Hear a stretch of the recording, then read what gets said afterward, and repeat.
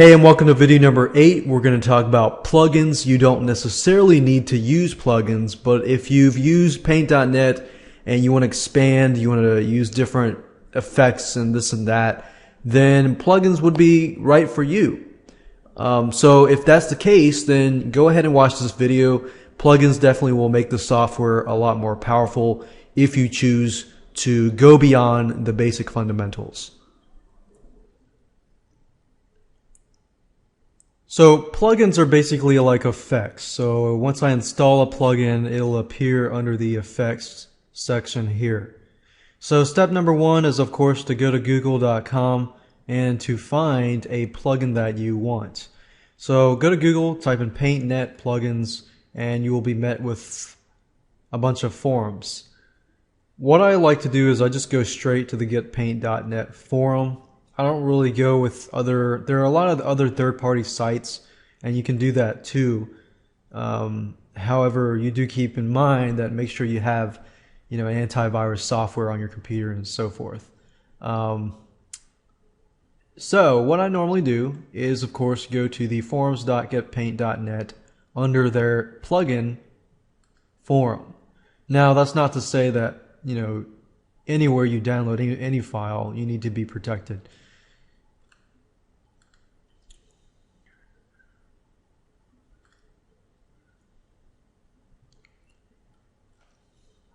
So you can go through, you can figure out what plugin, what effect does what. And as you can see here, you have a list. You can kind of get an idea of what is in each plugin folder. For example, if I click on Magic's All Plugins, it says here it is 60 plugins in one pack. And let's say that I go through and it's color zoom, blur, gradient blur. And you're not going to need every single one of these. What I recommend doing is just picking out 1 or 2 that you want and then grabbing those. So let's say, for example, that I want to choose this plugin pack. Now there's 60 of them, of course. So you want to go ahead and download it. So I'm going to download it, unzip it, and then find the plugin files, which as you can see is located here.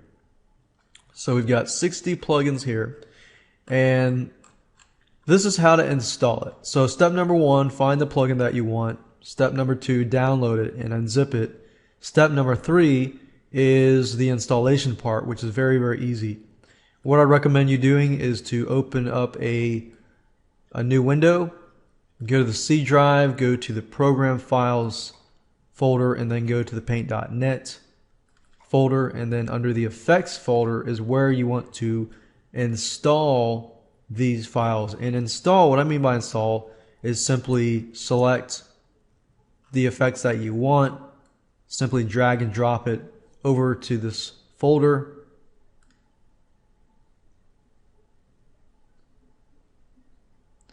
and once that is done, all you have to do is open up paint.net.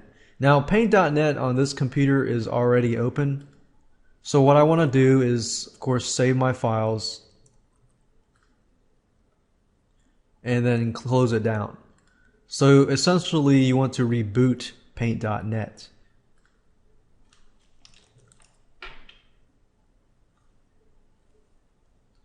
And then I'm going to open up paint.net, and if all works, you should be able to see it under the effects section.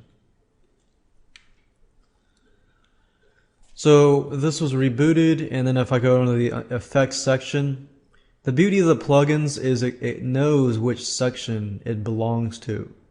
So as you can see, autochroma was added, blurs, I got a bunch of new blurs, I got a bunch of new distorted stuff, I can do kaleidoscope, I can do a lot of stuff. Now a lot of this stuff, if you're using this video training course for business, and of course you want to stick with something that is conservative and professional.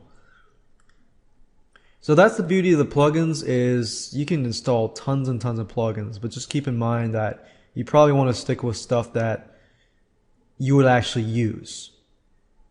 So as you can see, it's very easy. You can, let's say we'll open up a image We'll just open this image here and then apply an effect to it. Let's just do something like frosted glass or something.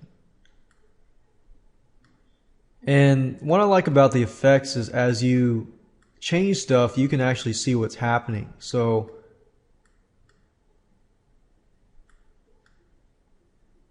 I can make the smoothness better. Let's see. Once they're done, press OK, and then it applies it. So that's how to use plugins, and as you can see, over time as you add plugins, you can find a lot of plugins. And this was just one guy's plugins, and he had 60 plugins.